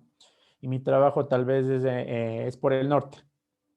Entonces, la empresa tiene que establecer un cronograma de cómo el trabajador llega a su trabajo y a qué hora. Si yo sé que mi trabajo es a las 8 de la mañana, entonces yo tengo que salir de mi casa 7 de la mañana para estar allá a las 8. Sé que yo para irme a mi trabajo, por ponerles un ejemplo, estoy yendo por la occidental, voy por la occidental siempre. Me dirijo a mi sitio de trabajo y por ahí me pasó algo, un accidente de tránsito, tal vez un deslave o algo me cayó en el carro y me ocasionó un accidente, es considerado así un accidente de trabajo, un accidente en tránsito. Pero ¿cuándo no es considerado un accidente de trabajo? en el cual yo ya desvío mi trayectoria o mi tiempo. En el caso de que yo digo, bueno, salí de mi trabajo, me voy a mi casa, pero chuta, me voy primero a parar acá a comprar pancito para llevar a mi casa, o me fui por acá al centro comercial a hacer primero una gestión. Entonces yo ya estoy desviando mi trayectoria, ya estoy desviando mis tiempos de llegada. Entonces ya no es, y si me pasa algo en ese trayecto, pues ahí sí ya no es considerado un accidente de trabajo, porque obviamente ya me paré a comprar el pan, entre el centro comercial o yo qué sé, hice otras cosas. Entonces ahí ya no es considerado un accidente de trabajo. Por eso es muy importante en las empresas llevar este tipo de gestión, ¿no? En un orden, o más que todo en empresas donde el trabajador tiene que salir constantemente, ¿no? O ir y venir a otro lado. Por ponernos el ejemplo, en mi caso yo trabajo en hidroeléctrica, yo estoy trabajando para llegar a mi lugar de trabajo, a la central, tengo que viajar aproximadamente 1 hora y media, ¿no? Entonces, si la empresa determina que la única llegada, para llegar a mi lugar de trabajo hay dos formas, irme por acá por San Antonio o irme por acá por Guayabamba, pero la empresa dice no, todos los personal que tienen que ir a la central tienen que dirigirse por San Antonio. Entonces ya, tenemos establecido eso. Igualmente el horario de entrada ya es 9 de la mañana. Entonces yo tengo que estar 9 de la mañana y coger ese trayecto. Si es que yo cumplo todos esos parámetros y a OB me pasó un accidente, pues ahí sí es considerado accidente de trabajo. Pero si no, yo decidí irme por Guayabamba, o yo decidí demorarme un poquito más o salir un poquito tarde y no llegué y me pasó algo, entonces ahí ya no se considera un accidente de trabajo. Eso es un poco confuso y difícil de otorgar a este accidente, ¿no? O que se lo pueda valorar como un accidente de trabajo a este en itinerario. Eventos calificados como accidentes, otros también que son calificados como accidentes, pues obviamente que se efectúe en el lugar de trabajo, ¿no? Si yo estoy realizando mis actividades en mi sitio de trabajo, en mi centro de trabajo y me pasó algo, es considerado accidente de trabajo. Por órdenes del empleador, como ya vimos, si el empleador me dice, pues tienes que irte a tal lugar o tienes que realizar esta actividad o tienes que hacer este trabajo y me pasó algo, pues considerado también accidente de trabajo. Por acción de terceras personas, esto obviamente por otras personas que tal vez pudieron hacer que me sucediera este accidente, ¿no? Puede ser yo, un ejemplo por ponerlos. El personal de limpieza está realizando la limpieza de los pisos y tal vez está mojado y se olvidó de colocar el letrero de piso mojado. Y yo por A o B caminé por ahí y no vi que estaba el letrero y no me fijé y tal vez no me di cuenta de eso y me tropecé o me resbalé y me tronché el pie o algo, considerado un accidente. ¿Por qué? Porque obviamente esto lo generaron otras personas, tal vez el personal de la limpieza, y se olvidó tal vez de colocar el letrero. Entonces, obviamente también aquí hay que realizar ya una investigación, ¿no? Por eso es importante también investigar los accidentes que vamos a ver luego. Cuando se realizan pausas e interrupciones de labores, igualmente es considerado un accidente. En este ejemplo se puede tomar el caso de que llegó la hora de hacer la pausa activa. ¿De acuerdo? Sé que es mi pausa activa o llegó la hora llegó la hora del almuerzo. Y yo estoy tranquilamente sirviéndome mi almuerzo o estoy en mi descanso y por ahí me dijo el empleador, vea, venga a realizar esta actividad o véngase acá a hacer alguna cosa. Y me pasó algo ahí, es considerado accidente de trabajo. Pero no, ¿cuándo no es considerado accidente de trabajo? Cuando, si yo estoy en mi hora de almuerzo y yo qué sé, yo almuerzo al frente de la oficina y al salir al frente de la oficina, yo sé que la hora de almuerzo es de 1 a 2 y yo salí a la 1:05, estoy en mi hora de almuerzo, me trasladé a servirme los alimentos y me pasó algo. Entonces, ahí ya no es considerado un accidente de trabajo. ¿Por qué? Porque ahí sí ya estoy en mi hora de descanso, en mi pausa. Aquí, como indica, solo es cuando se interrumpe esa pausa por algo del trabajo, ¿no? Y también son considerados los accidentes cuando se tiene actividades gremiales. Esto quiere decir actividades gremiales, sindicatos. Hay empresas cuando son de alto número de trabajadores, a veces conforman estos sindicatos, ¿no? Actividades gremiales. Entonces, yo qué sé, tal vez ciertos trabajadores de ciertas entidades de sindicato estaban realizando alguna labor y sucedió algo, entonces también es considerado un accidente de trabajo. ¿Por qué? Porque son generadas por actividades gremiales. Los eventos, ¿cuáles son no calificados como accidentes? Pues obviamente cuando se genera un delito, ¿no? En el caso de que, yo qué sé, por ahí viene un trabajador medio loco que ha estado y viene y dispara o atenta contra la vida de otro trabajador, eso ya no es considerado un accidente de trabajo, ¿no? Ya eso es un delito.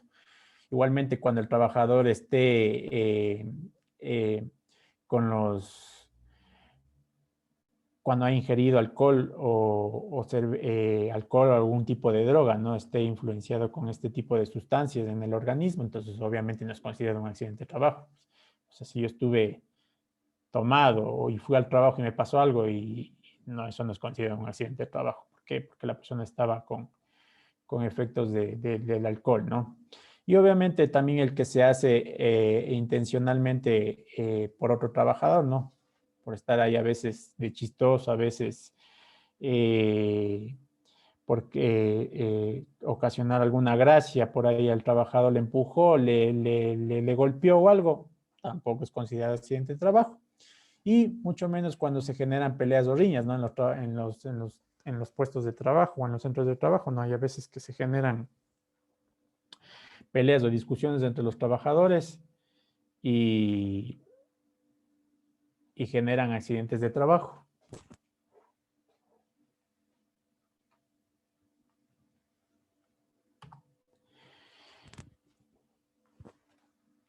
Ahora vamos a lo que es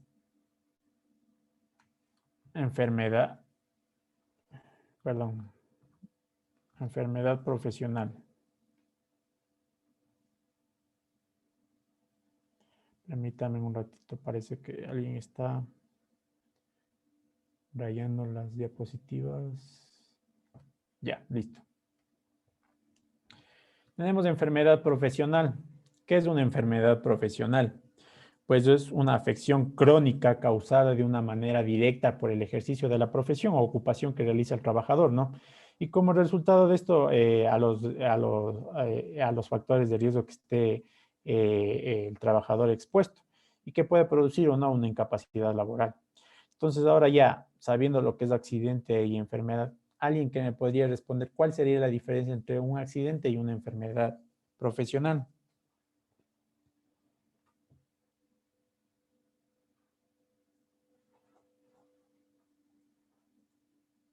A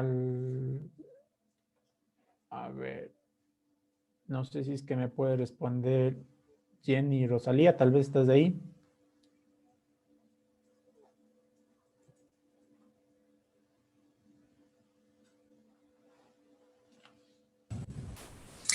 Sí, la escucho.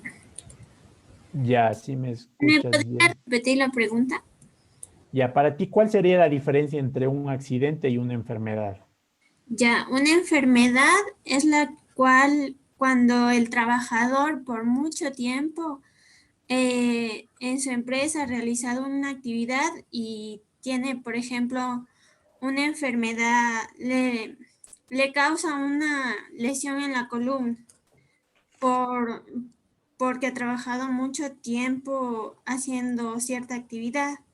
Mientras que el accidente es cuando de manera repentina le pasa en el trabajo y sufre alguna lesión. Ya, muy bien. Sí, por ahí algo va, ¿no? Del concepto, la diferencia. Lo claro aquí es esto. Un accidente es algo que nosotros podemos ver ese momento, ¿no? Si es que, por ejemplo, un trabajador se cortó o algo y enseguida comenzamos a ver sangre o pasa algo, ¿no? Entonces, eso se ve enseguida un accidente, o yo qué sé, si es que se cayó y ya vemos que se fracturó el brazo o la pierna, enseguida ya podemos ver, tal vez a veces el hueso está roto, a veces sale, dependiendo del tipo de caída y cómo fue, si fue gravemente esta, ¿no?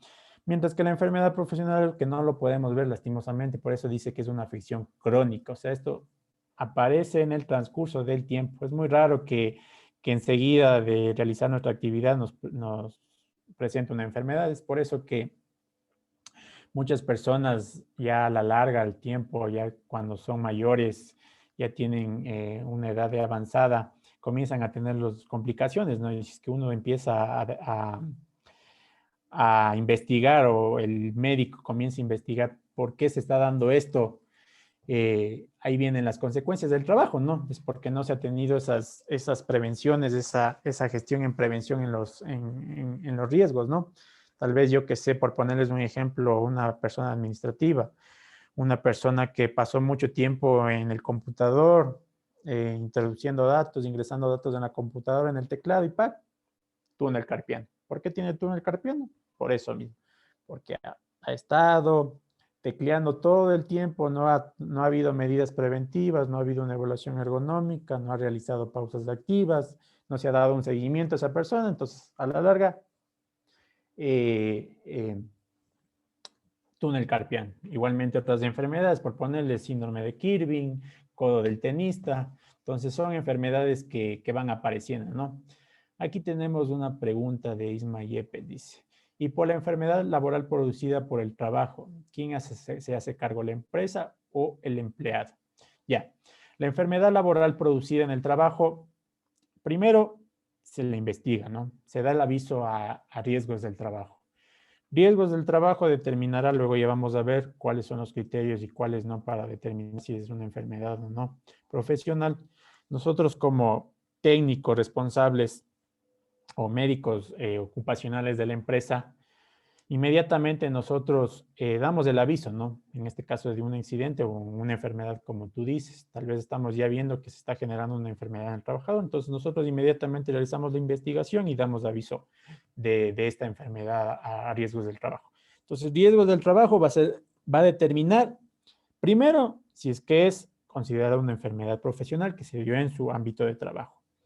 Y si no es así, pues no la considera, entonces no es una enfermedad que se ha dado en el puesto de trabajo. Y obviamente el riesgo del trabajo ya determinando en la investigación determinará si es responsabilidad del empleador o del empleado. Entonces esto ya depende mucho de riesgos de trabajo y de la prevención, pero ahora si yo sé que mi empresa como técnico, como médico, he hecho todas las medidas de prevención, he hecho los programas, tengo la documentación, he llevado todo lo respectivo a la gestión de riesgos laborales de mi empresa. Obviamente sé que no va a haber culpa mía, ¿no? Tal vez puede ser culpa en este caso, del empleado. ¿Y por qué les menciono esto? Hubo una anécdota, un caso especial de un trabajador, un médico, que igualmente sufrió este síndrome del túnel carpiano. Y ya, pues, él trabajaba por decirles, en esta clínica, trabajaba yo qué sé, de 8 a 6, a 2 de la tarde o 3 de la tarde, me parece que era. Entonces, él trabajaba, ¿no? Obviamente la empresa hacía la gestión, realizaba todo lo que tenía que ver con los programas de prevención y salud y todo eso. Y de repente el trabajador ya empezó a tener esta enfermedad, ¿no? Se hizo ver, le diagnosticaron, le dijeron, sí, usted tiene síndrome del túnel carpiano, se pudo haber generado por estas cosas. Entonces, enseguida el trabajador dijo, no, pues, ¿dónde ustedes? Es que yo tal vez adquirí esta enfermedad, ¿no? Entonces, cuando investigando, realizando las investigaciones, todo para determinar culpabilidades o determinar si es que fue así, nos dimos cuenta que lastimosamente el médico ha sabido trabajar luego de la clínica, tenía un consultorio aparte y trabajaba más tiempo y haciendo otras cosas, entonces podemos determinar que pudo también haber sido ahí, ¿no? Y tal vez ahí sí no siguió, no hubo tal vez algún sistema de prevención o se hizo algo, entonces ahí se puede determinar esto. Entonces, por eso les digo, es importante siempre dar el aviso. Nosotros como técnicos, dar el aviso. De ahí riesgos del trabajo se encargará y nos determinará si es que es o no es enfermedad y si es que es ocasionada por el trabajador y quién tiene la responsabilidad. Entonces, no sé si es que pude responder a tu pregunta, Isma Yepes.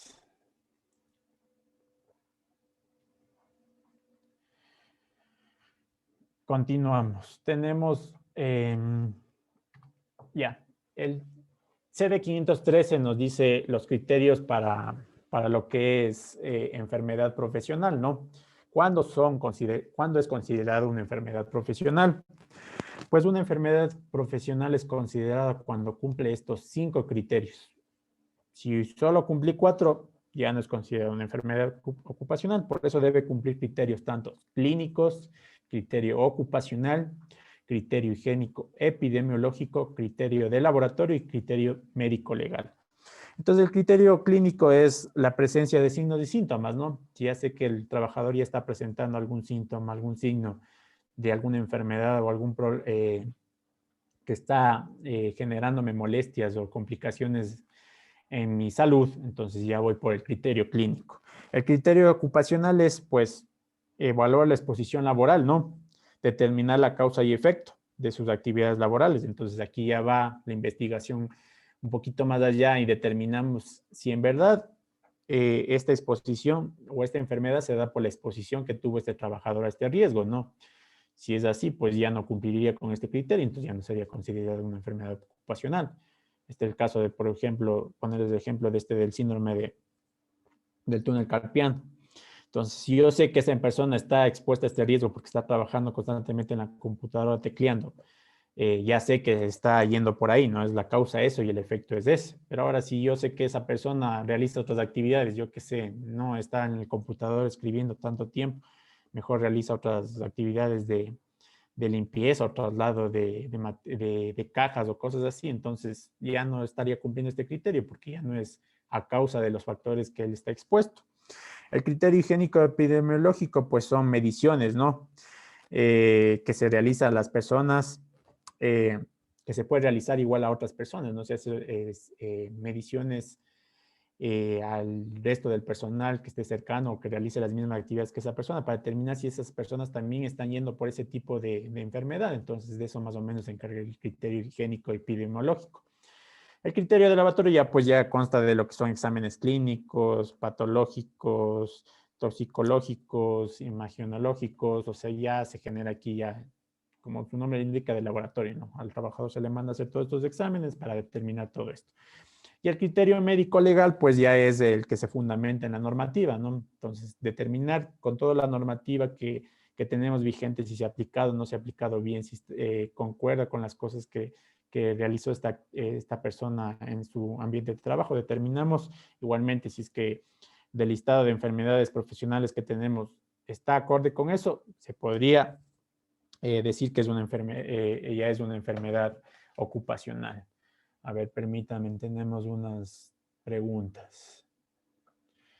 Ronald nos dice, si una persona se contagia en COVID en la empresa, trabajando, ¿se considera un accidente laboral o enfermedad o no se lo considera? Una pregunta, ¿el COVID del día de hoy es considerado como una enfermedad laboral? Ya, perfecto. Todos estamos yéndonos por esa línea del COVID, ¿no? Ahora que estamos con la pandemia y mucha gente se anda contagiando. Entonces, aquí el COVID es considerado así una enfermedad profesional, pero ¿para quién? Para los médicos o personal sanitario, o el personal que esté expuesto a ese riesgo.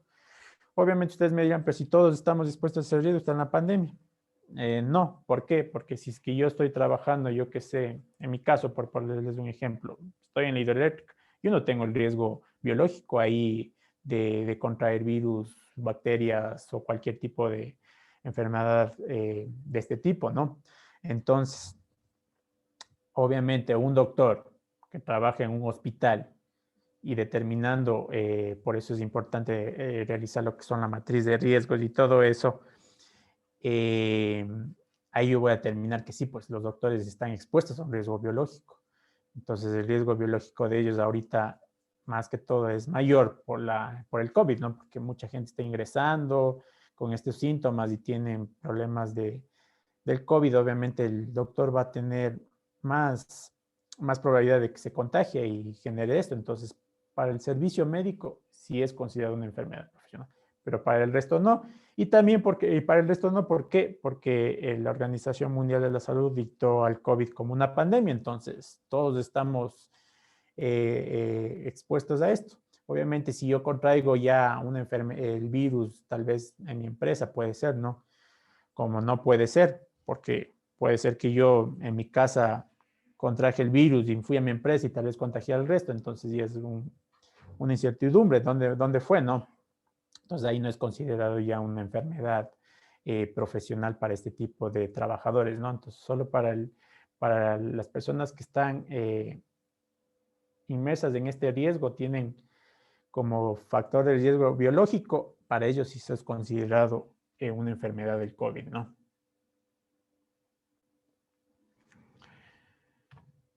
La investigación, pues esta investigación se la debe realizar tan pronto como ocurre el evento, ¿no? Eso es lo que nos dice el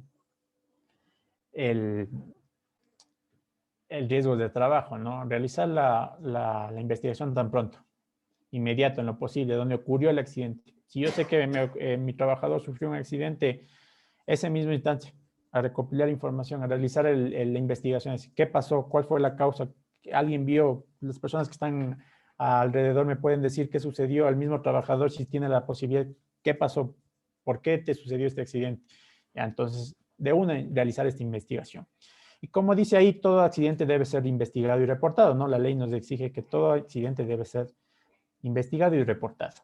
Y esto se lo debe hacer en un término de 10 días laborables.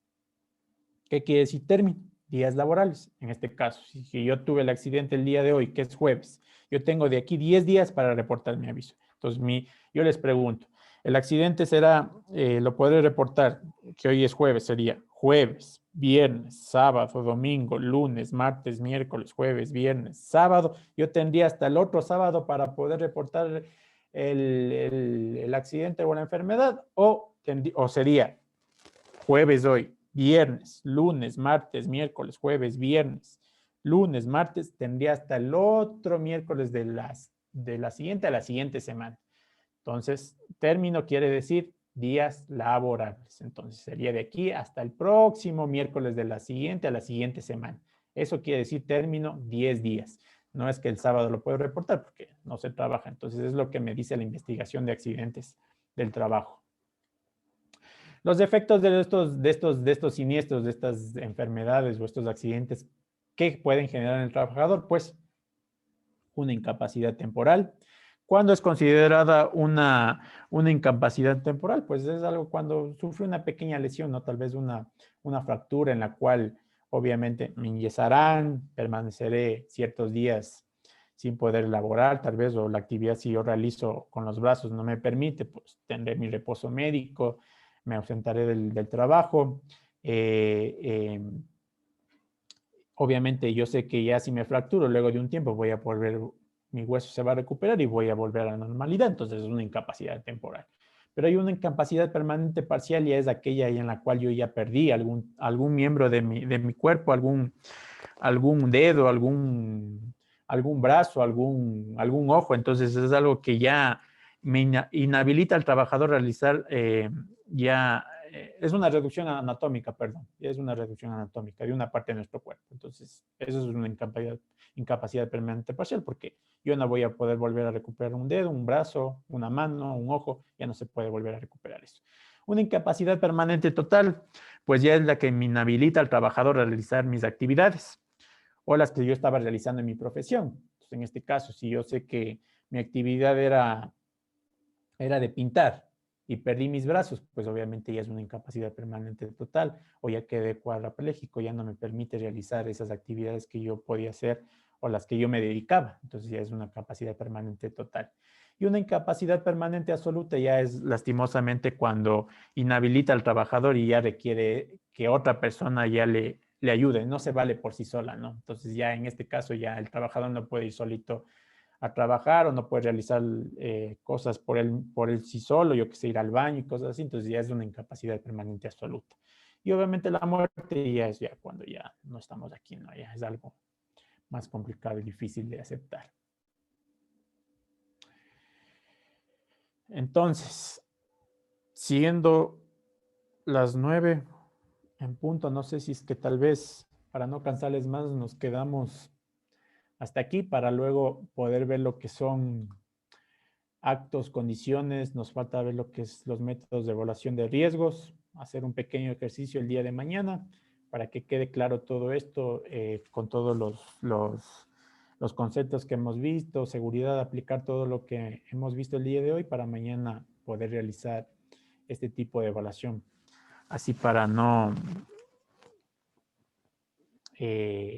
cansarles un poco más, ¿no? Yo sé que muchos de nosotros venimos trabajando, tenemos cosas que hacer en la casa, entonces lo importante aquí es, creo que, de lo que hemos topado el día de hoy, que haya sido claro, ¿no? Que haya llegado a ustedes. No sé si es que tienen una pregunta, si no es así, pues doy paso a Luis. Gracias por su atención. Listo, muchas gracias, Juan. De antemano agradecerles por estar presentes el día de hoy y hacerles la cordial invitación para el día de mañana continuar con la capacitación. ¿Sí? Bien, quedó pendiente, se le dará a llegar a través del grupo de WhatsApp los acuerdos ministeriales que se topó durante la capacitación. Bien, no me queda más que agradecerles y nos veríamos el día de mañana a las 7 en punto. Por favor, tratar de estar unos 5 minutos antes para que se puedan conectar y dar inicio lo más antes posible con la capacitación, ¿sí? Porque todavía tenemos algunos temas pendientes y poder tratar de abarcarlos lo más que se pueda durante la capacitación. Que tengan una excelente noche y nos vemos el día de mañana. Gracias, hasta mañana.